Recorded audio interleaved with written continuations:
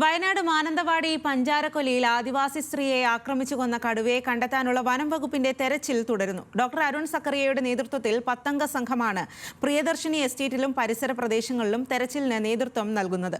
കടുവയെ പിടികൂടാൻ വൈകുന്നതിൽ പകൽ ഒന്നിലധികം പ്രതിഷേധങ്ങളുണ്ടായി. സർവകക്ഷി യോഗത്തിൽ ജനകീയ സമിതിക്ക് എഡിഎമ്മും ഉന്നത വനം വകുപ്പ് ഉദ്യോഗസ്ഥരും എല്ലാ ഉറപ്പും നൽകിയതിനു ശേഷമാണ് പ്രതിഷേധം തണുപ്പിക്കാനായത്. അതിനിടെ കടുവ ആക്രമണത്തിൽ മരിച്ച രാധയുടെ മൃതദേഹം വീട്ടുവളപ്പിൽ സംസ്കരിച്ചു.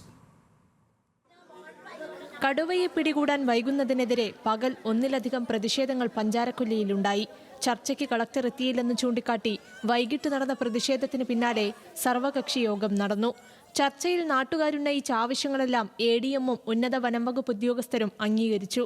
സർവകക്ഷി യോഗം നടക്കുന്നതിനിടയിലും പ്രതിഷേധവുമായി ഒരു വിഭാഗം ഹാളിലേക്കെത്തിയെങ്കിലും പോലീസ് തടഞ്ഞു.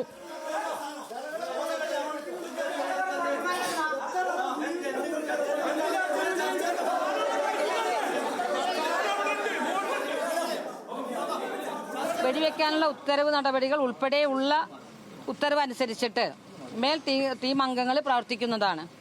പിന്നെ സ്കൂൾ വിദ്യാർത്ഥികൾക്ക് വാഹനങ്ങൾ വേണമെന്നാണ് പരീക്ഷാകാലത്ത് വേണ്ടത്. നമ്മൾ 6 വാഹനങ്ങൾ അറേഞ്ച് ചെയ്തിട്ടുണ്ട് ഓൾറെഡി. അത് തിങ്കളാഴ്ച മുതൽ പ്രവർത്തിക്കുന്നതാണ്.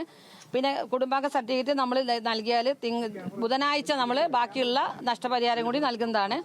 പിന്നെ ഇതുവരെയുള്ള സംഭവങ്ങൾക്ക് യാതൊരു പോലീസ് കേസും ഉണ്ടാകുന്നതല്ല. പിന്നെ താൽക്കാലികമായി കുടുംബത്തിലെ ഒരാൾക്ക് ഫെബ്രുവരി 1 മുതൽ തന്നെ ജോലി കൊടുക്കും. സ്ഥിര നിയമനം സംബന്ധിച്ച് സാധാരണ രീതിയിൽ തന്നെ നമുക്ക് സർക്കാരിൽ നിന്ന് ഉത്തരവ് ലഭ്യമാക്കേണ്ടതാണ്.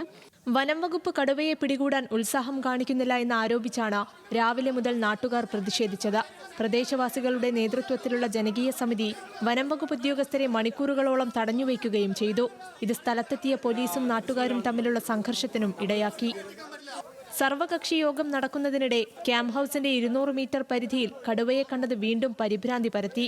പിന്നാലെ പോലീസും RRTയും ഇടപെട്ട് ജനങ്ങളെ സുരക്ഷിത ഇടങ്ങളിലേക്ക് മാറ്റി. പ്രദേശത്ത് കനത്ത ജാഗ്രതാ നിർദ്ദേശവും നൽകി. നോർത്ത് വയനാട് ഡിവിഷനിൽ മാത്രം 85 ഉദ്യോഗസ്ഥരെ കടുവയെ കണ്ടെത്താൻ വിന്യസിച്ചിട്ടുണ്ട്. നിരീക്ഷണത്തിനായി 38 ക്യാമറ ട്രാപ്പുകളും ഒരു ലൈവ് ക്യാമറയും സ്ഥാപിച്ചു. 3 കൂടുകൾ കൂടി കടുവയെ പിടികൂടാൻ സ്ഥാപിച്ചിട്ടുണ്ട്. വനംവകുപ്പ് വെറ്റിനറി ഡോക്ടർ അരുൺ സക്കറിയയും പഞ്ചാരക്കൊല്ലിയിലെത്തിയിട്ടുണ്ട്. കടുവാ സാന്നിധ്യം സ്ഥിരീകരിച്ച പഞ്ചാരക്കൊല്ലിയുടെ വിവിധ പ്രദേശങ്ങളിൽ വനംവകുപ്പ് RRT സംഘം പരിശോധന നടത്തി. ഞങ്ങൾ ആ മരത്തിന്റെ ചോട്ടിൽ അവിടെ നിൽക്കായിരുന്നു.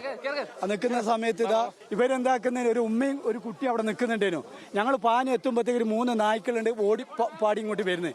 അതെന്നെ കണ്ടു. പിന്നെ കടുവ അങ്ങോട്ട്. പിന്നെ ഇപ്പൊ പോലീസുകാർ അവിടെ നിൽക്കുന്നുണ്ട്. ഇപ്പൊ ഞങ്ങൾ വന്നിട്ട് ഇങ്ങോട്ട് മാറ്റിക്കുന്നതാണ്. അതേസമയം കടുവ ആക്രമണത്തിൽ കൊല്ലപ്പെട്ട രാധയുടെ സംസ്കാരം വീട്ടുവളപ്പിൽ നടന്നു.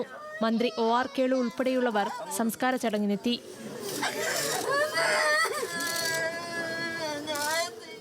ന്യൂസ് മലയാളം, വയനാട്.